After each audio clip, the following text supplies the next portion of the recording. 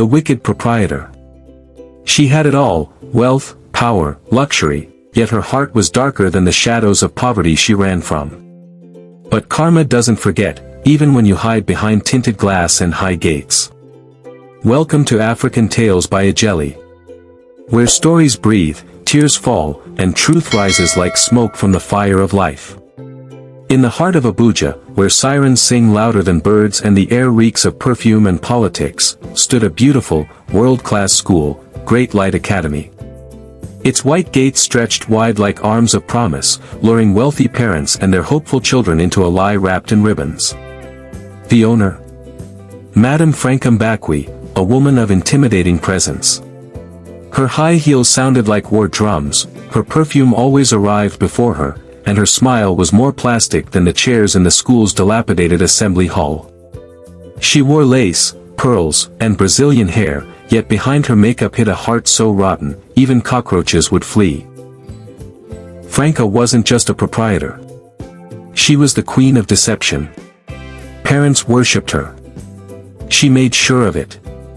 Her lips dripped with sugary promises, "We focus on excellence. We prepare your child for the future." But in truth, she prepared her pockets for the future. Every term, she added one strange levy after another: extra moral care, generator fee, development fee, and the latest? Excursion to Zuma Rock. Excursion, indeed. The bus never came. She always had a story: driver's wife had emergency surgery, or terrorist threat on the road. Meanwhile, the money had long entered her Chanel bag and disappeared. Inside the school, teachers were walking corpses. No salaries for 2 to 4 months. The best teachers had fled. Those who stayed were either too desperate or too afraid. They taught with hunger in their stomachs and confusion in their eyes. But Franca? She was more interested in the latest wig on Instagram and the new boy toy she had just picked up from Was Market. His name was Toby, young, playful, reckless. A dropout who loved two things: free money and older women. Madame Franca was his jackpot. Even though she was married to Chief Aneo Mbakwe, a quiet billionaire who spent more time in London than in Nigeria, Franca didn't care. Marriage is a cage, she often said, usually after popping her morning contraceptive pills and sending her husband's chef out so she could sneak Toby into the mansion. But what Franca didn't know was that a storm was brewing. Chief Aneo had always been distant. Franca married him for money, nothing more. And he married her for beauty and trophy appeal. It was a trade, not love. Their mansion in Maitama had 20 rooms, 5 lounges, and 2 swimming pools, yet their hearts never touched. Chief rarely came home, and when he did, he saw only the surface: his wife smiling, the school doing well, and her perfume thick enough to cloud judgment.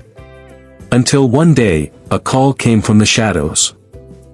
One of the junior staff, frustrated and unpaid for months, leaked information. "Sir, your wife, she brings men to your house. The school, it's a money-sucking scam. Teachers haven't been paid, pupils are suffering." At first, Aneo thought it was envy. But curiosity bloomed. He hired a private investigator. Hidden cameras. GPS trackers. Phone taps. Within a week, truth exploded like a grenade. Franca was caught red-handed, in bed with Toby. Chief walked in with police officers and the investigator. Toby, half-naked, tried to run. Franca screamed, covered in bedsheets and shame. But it was too late. The mansion became a courtroom of disgrace. Chief filed for divorce and pressed charges. Fraud. Adultery. Emotional abuse. Even the school was dragged into the investigation. Parents began to protest. "Where is our money for excursion? Why is my child writing exams with chalk and slate?" Teachers started speaking out. Stories poured like rain from a cracked sky. Franca's world was falling. And worse, she was barren by choice. She had refused children, saying she needed to enjoy life before motherhood. Now she had no husband, no child, no protection. But there was more, much more. Franca wasn't always like this. She was born in Yumu's village, into a poor but proud family. Her father, Pa Akwim, was a rigid man. One day, at age 7, Franca stole meat from the pot. Her father, in fury, flogged her till she fainted. When she woke up days later, her heart had changed. "I will never forgive any of you," she whispered under her breath. And she never did.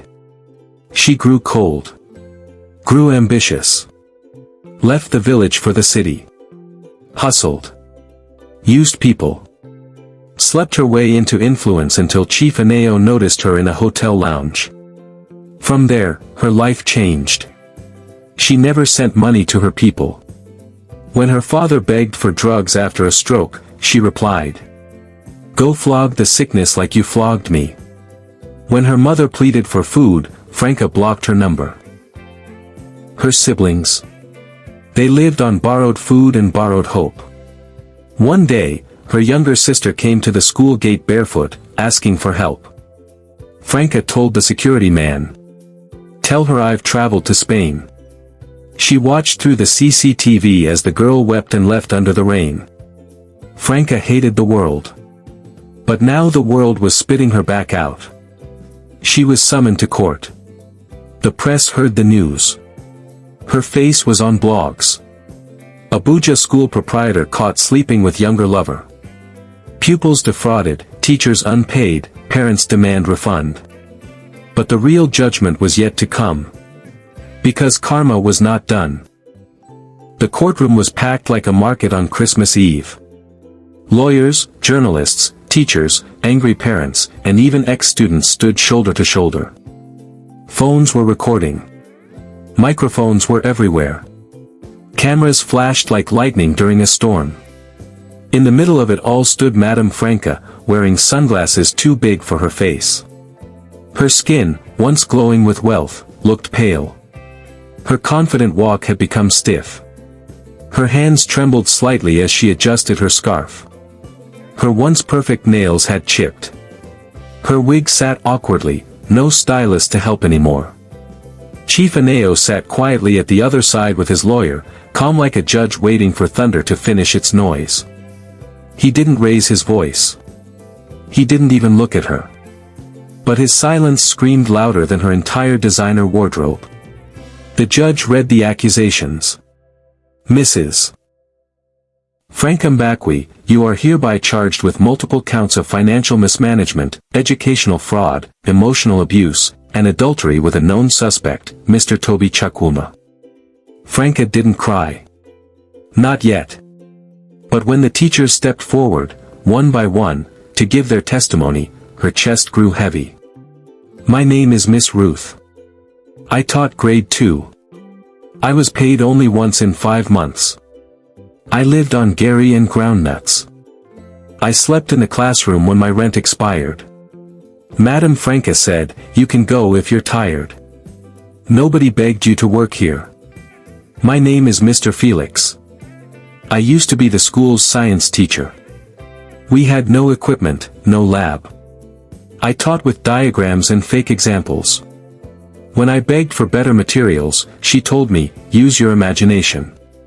My name is Miss Naomi. I lost my baby because I was stressed and working double shifts without food. She told me, you're not the only one who's pregnant. Keep pushing or resign. The courtroom became silent. Even the air stopped moving. Tears streamed down some teachers' faces. Parents began murmuring. Franca lowered her head. Her lawyer tried to whisper advice, but her ears had become deaf to wisdom. Then came the parents. Mrs. Adebayo, in her long iro and buba, shouted from the dock. Franca. You said our children were going to Zuma Rock. You collected 20,000 Nigerian nairas per child. The only rock they saw was their head on the desk. Mr. Morty, a widower, shook as he spoke. I paid 300,000 Nigerian nairas in school fees. My son couldn't even write his name. You only cared about collecting money. We trusted you. You failed us." The judge banged the gavel. The room quieted. Then came the worst part, the video evidence. The investigator played a clip of Franca laughing in her office with Toby, sipping wine. Those parents are mumu jollof rice. All they know is to pay. One excursion lie and money flows in. Their kids will still grow up and hustle like every other person. Franca froze. Her hands clutched her chest. That was the moment the public turned into a mob. People began shouting. The judge ordered security to calm the court. But the damage had been done. When Franca was escorted out of the courtroom, parents spat at her car. Some tore placards. One mother slapped the car window and screamed, "God will punish you for making our children suffer." For the first time in many years, Franca cried. Not because of the shame, but because the world was now looking at her true face. Franca returned home to silence. The mansion in Maitama, once full of clinking glasses and jazz music, was now a ghost house. The maids had left.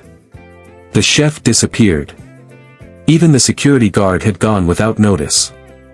Only the echo of her heels and the haunting drip of a leaking tap kept her company. She climbed the marble stairs slowly. Every step reminded her that power is a heavy thing to carry alone.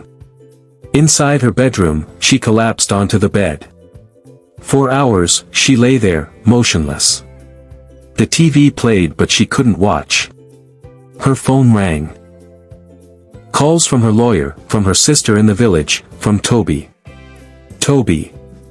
That worthless boy had vanished the moment Chief filed the case. He blocked her number, deleted her pictures, and was now rumored to be living with a different woman in Garki.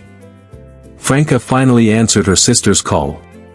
"Franca, please, Papa is dying. He needs surgery. We have no money. Mama is even begging on the street now." Franca chuckled bitterly. "So now you people remember I exist. Where were you when I fainted from flogging? Where were you when Papa cursed me and said I'll amount to nothing?" Her sister wept on the line. "You're our only hope. Please." Franca hung up. She looked at her reflection in the mirror. Gone was the powerful madam of Great Light Academy. Gone was the woman with perfume and pearls. What stared back was a lonely woman in her 40s, with smudged makeup, no friends, no child, no husband, and no one who truly loved her. And then came the knock. Loud. Ruthless. Repeated. She opened the door. It was the bank. Her school had been frozen. Loans unpaid. Her house used as collateral. The man handed her papers. "You have 14 days to vacate the premises." Franca collapsed at the doorway. The mansion had become a burial ground for her dreams. Franca stood by the expressway, dragging a small box. She had sold most of her clothes online. Her designer shoes fetched her 100,000 Nigerian nairas. Enough to buy transport back to Yumu's village. Yes. The same village she swore never to return to. When she arrived, children pointed at her. "Is that not Auntie Franca from city? Ha! She has come home, oh." She ignored them. Her father's house was worse than a shrine. Thatched roof, cracked walls, a wooden bench outside. Her mother sat there, thin like a broomstick, coughing non-stop. When her mother saw her, she stood up weakly and opened her arms. The sun in Yumu's village was hotter than the Abuja courtroom lights. But what burned Franca the most was not the heat, it was the glares of people around her. Everywhere she turned, eyes followed. Whispering tongues wagged like wildfire in the harmattan bush. "Is that not the madam that was married to the billionaire? She came back with one gonna must go and shame. No husband, no child, no school, no money, karma has done her home service. Even little children mocked her. One boy passed her compound singing. Proprietor with no pupils, she lied for excursion. Franca shut the window and screamed at them. Leave me alone, you useless rats. But the more she shouted, the more they sang. In Yumuz, when a proud person falls, mockery is tradition. The house was a hellhole. One broken fan. One torn mattress. No running water. No generator. No gas. Just a rusty kerosene stove and a cracked pot. She now shared a room with her mother, whose cough had worsened. Her father was bedridden and barely spoke. Her sister Ada, who once begged at her school gate, now earned a living peeling cassava at the stream. Ada said nothing to her. Not even a welcome. Just silence and side eyes. Franca tried to fake pride. I'm just here for a short while. I'll bounce back soon. But the next day, her clothes were washed and spread outside by her sister with a loud voice. Make space. Madame Lagos is now washing wrapper in village. People passing paused to stare. Franca couldn't sleep that night. God, why me? What did I do wrong? But deep in her soul, she knew the answer. The village elders summoned her. The town crier went round with his gong. KPA, KPA, KPA. All members of Yumuz kindred should gather at the community hall. The daughter of the land has returned and must give account. Franca laughed bitterly. Account? To who? These same people that called me cursed when I left. But when she got to the community hall, what she saw humbled her. Every elder sat in silence, their eyes sharp, their staff of authority resting before them like swords. The chief priest of the land stood up. His white chalked face and red wrapper spoke both tradition and terror. Daughter of Yumuz, he said slowly. You turned your back on your land. You mocked your blood. You spat on the back that carried you. When your father flogged you, it was because of your stubbornness. But you grew your hatred like a child. You fed it with pride and arrogance. You denied your people. Refused help. Closed your ears. And now, you return with dust. Franca knelt. Tears ran down her face. I'm sorry. The eldest woman stood up. Sorry cannot rebuild the dignity you broke. You owe this land sacrifices. You owe your family honor. You must go through cleansing. The crowd began to murmur. The cleansing ritual in Yumuz was no joke. It meant total humiliation. Wearing rags. Walking barefoot.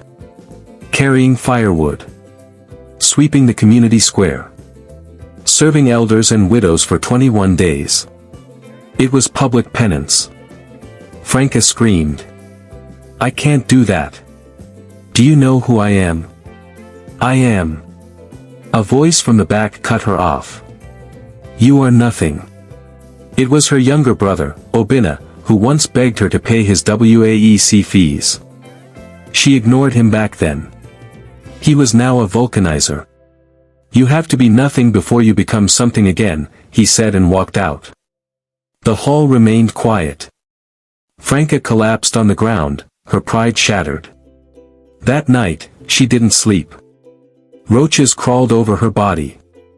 She didn't care. Her stomach growled. She chewed dry Gary with salt water. For the first time since she was born, she truly felt pain. Day one of her punishment. Franca, the former Abuja madam, wore rags. A torn wrapper and a head tie like a mourning widow.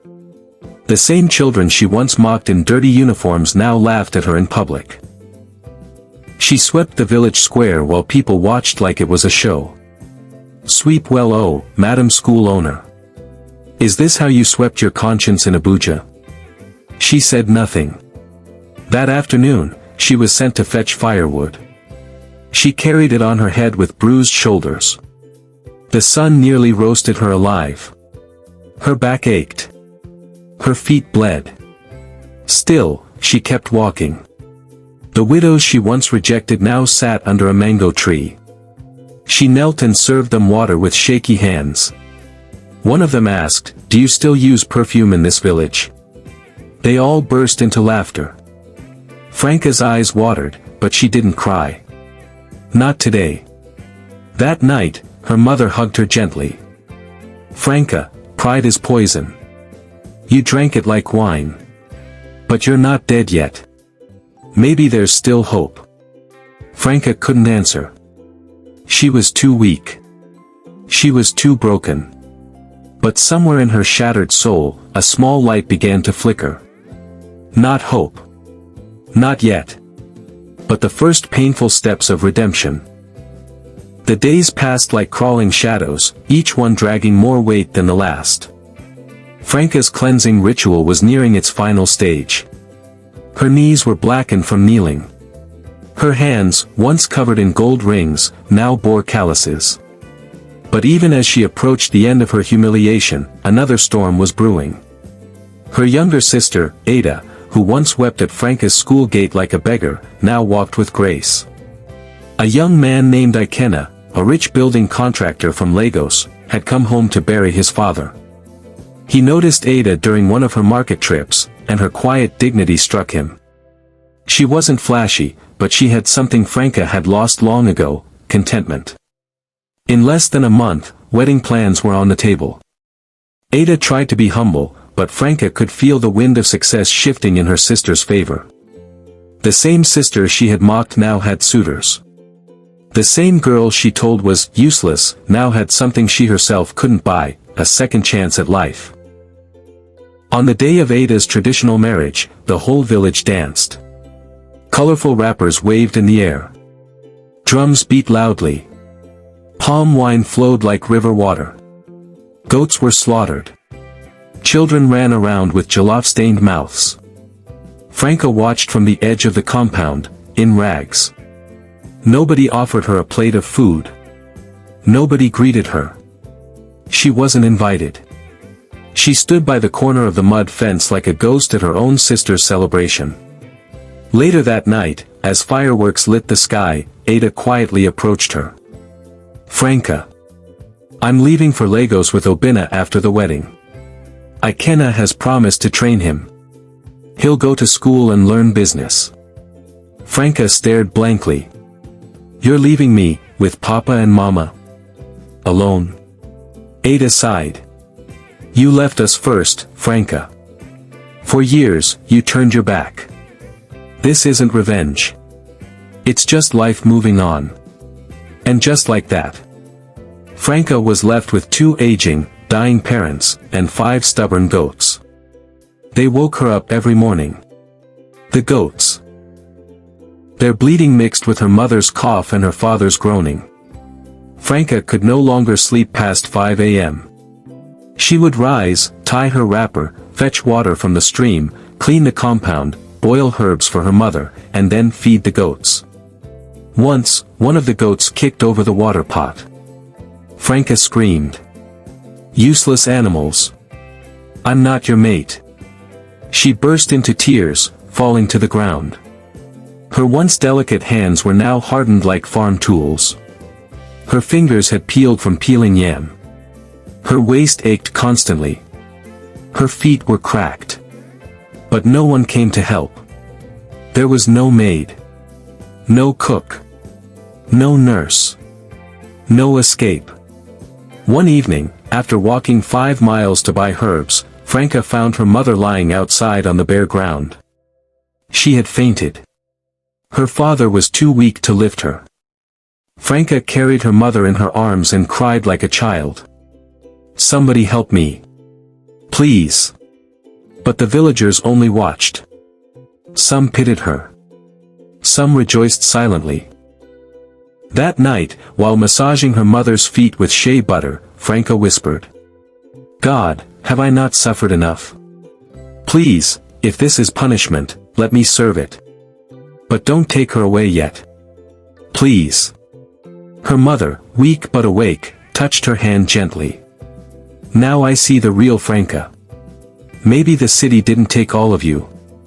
Franca wept. For the first time, she wept not for herself, but for someone else. The nights in Yumuz were cold, quiet, and full of thoughts.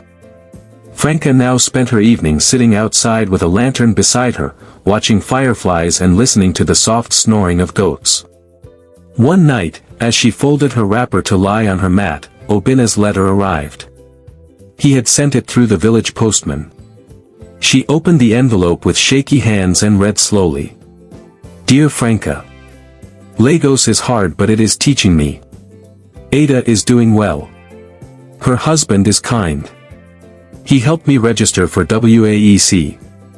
I am going to write my exam soon. I don't hate you anymore. I just needed time. Maybe someday, when you find peace, we will laugh together again. Your brother. Obina.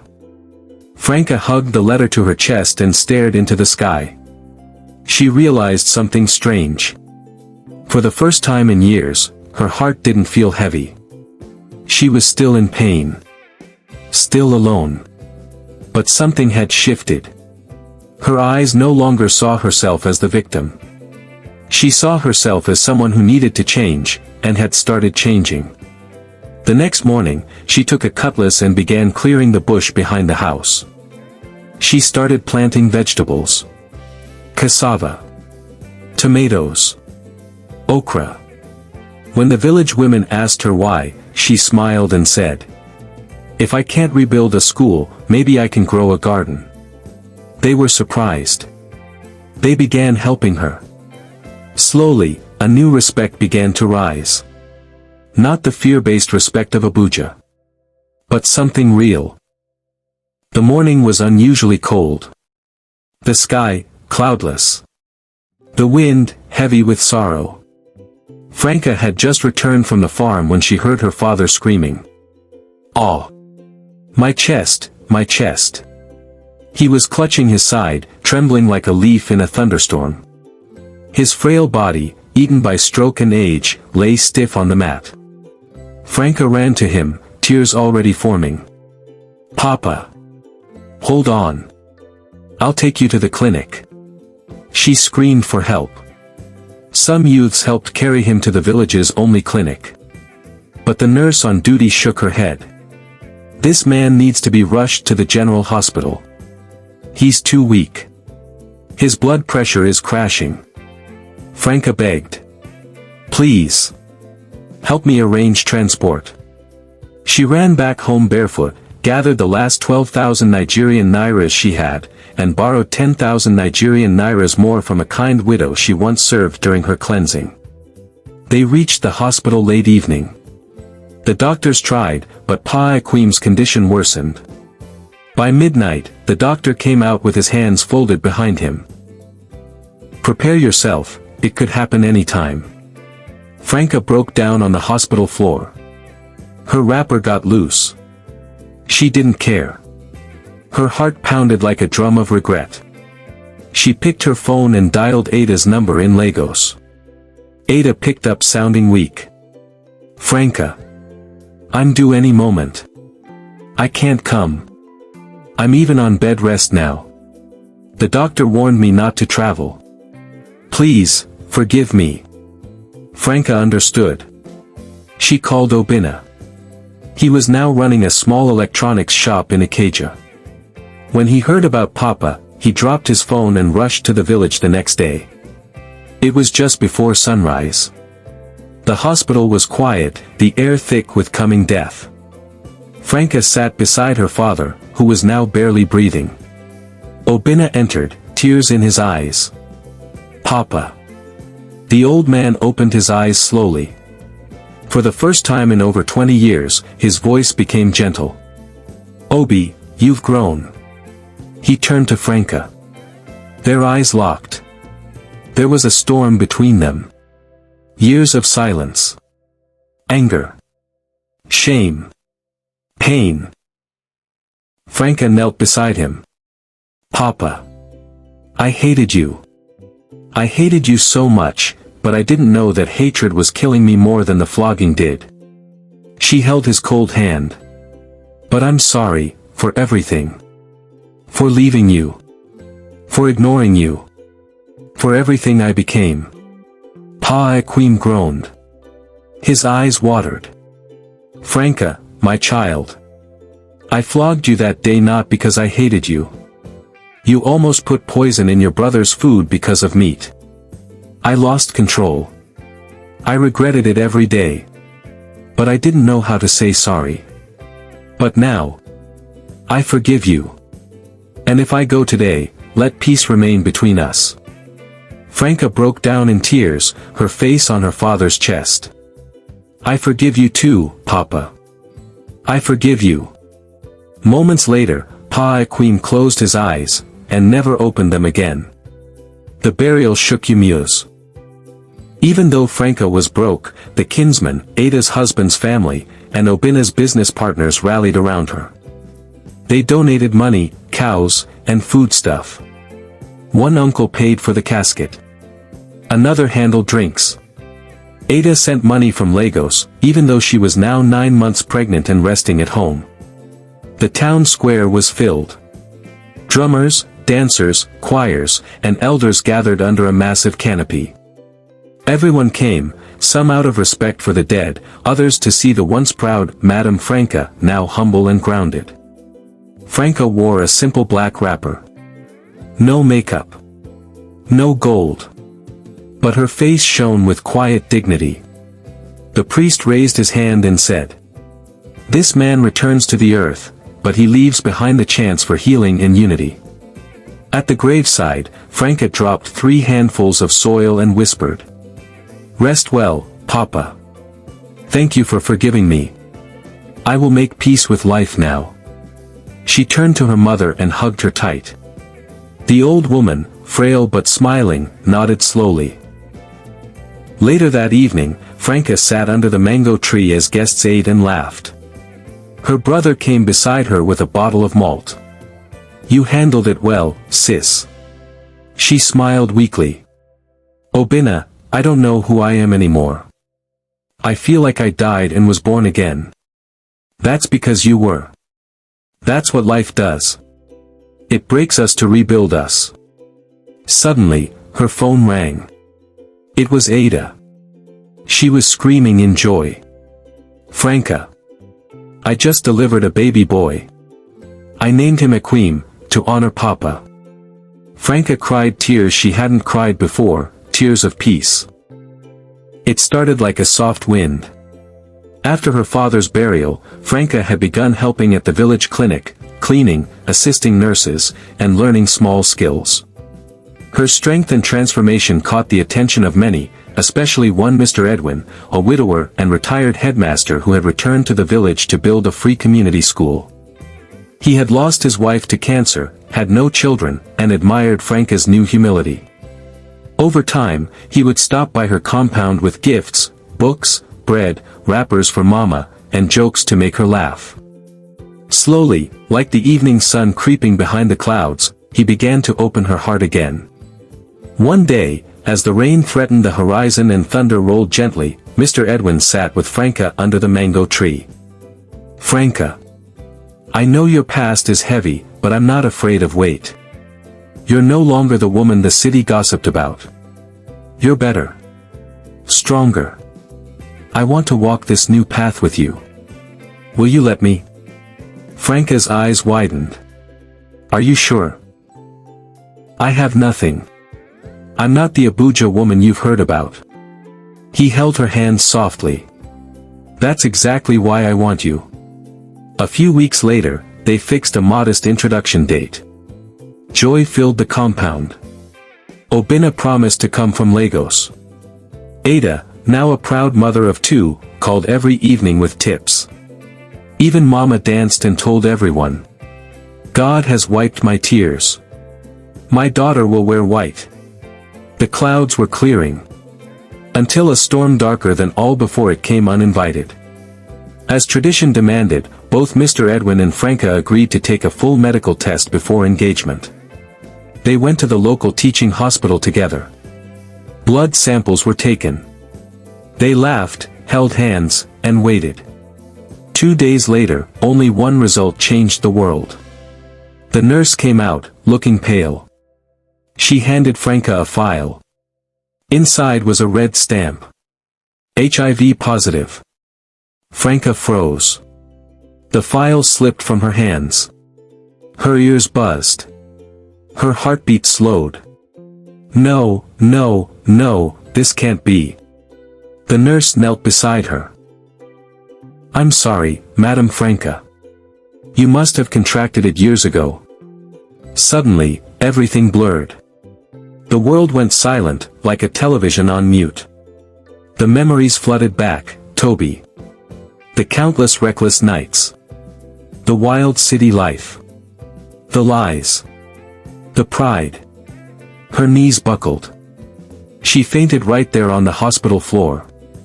News travels faster than light in the village. Before Franca could catch her breath, it had reached Mama. She has HIV, the marriage is cancelled. Mama collapsed instantly. Her BP shot up. Her chest tightened. She was rushed to the same clinic where Franca once worked. That same evening, she passed away. Just like that. The one person who had stayed, suffered, forgiven, and dreamt again, was gone. Franca sat beside her corpse, screaming like a wounded animal. Mama. Mamaya. No. I was just coming back. Please don't go. I need you. The villagers watched in silence.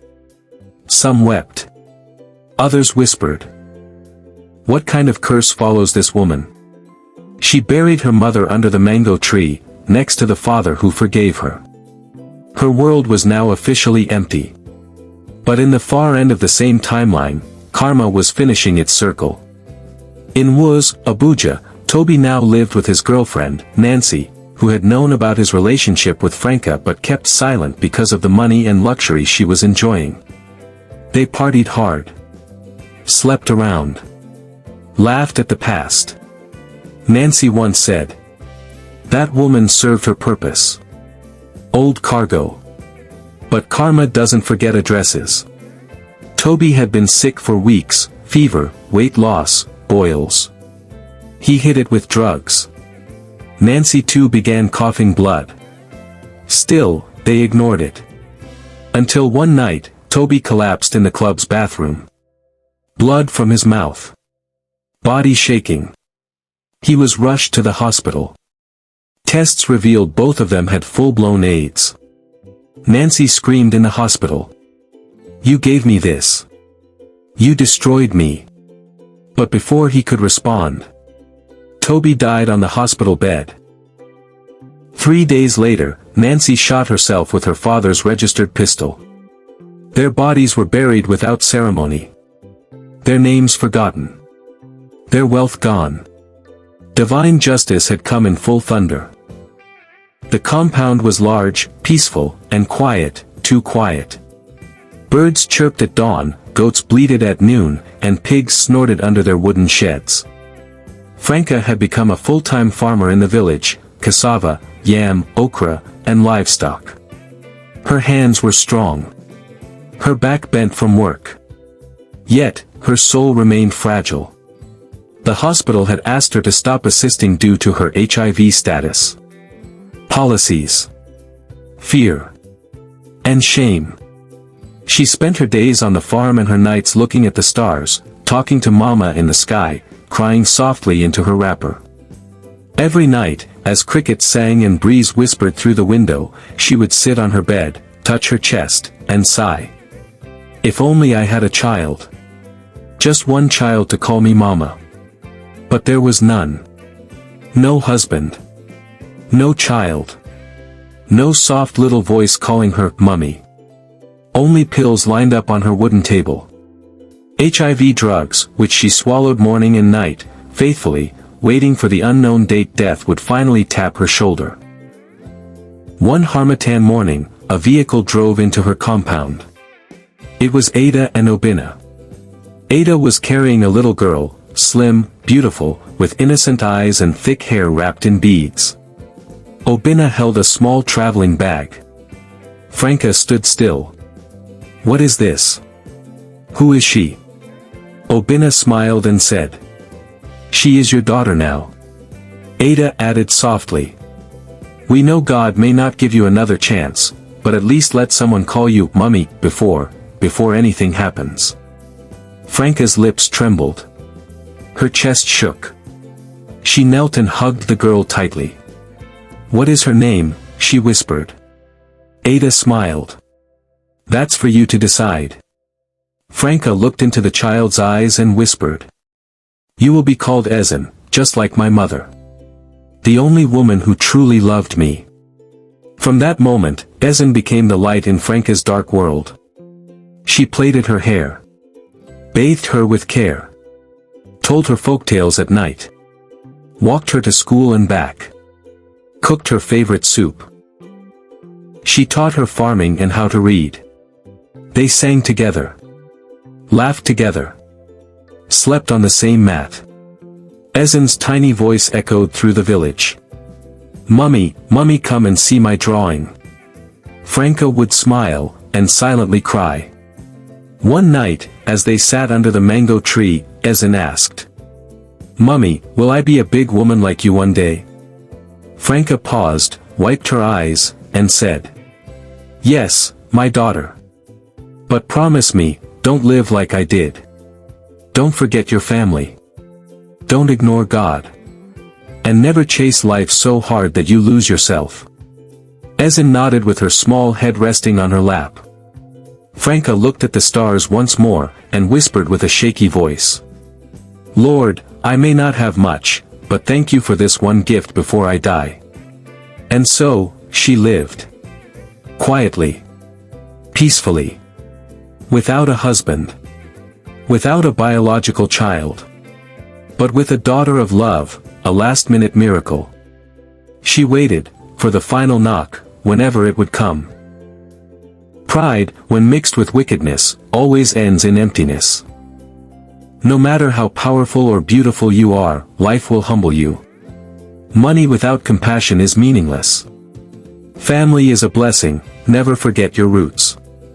You may not always get a second chance, so choose wisely when life offers you the first. She had everything, money, power, beauty, but she forgot kindness, and it cost her everything. In the end, she found peace, not in the noise of the city, but in the silence of a child's love. May we all learn, before it's too late. African Tales by Ijele, where every story touches the soul. Don't forget to like, share, and subscribe for more powerful stories that hold truth, culture, and tears.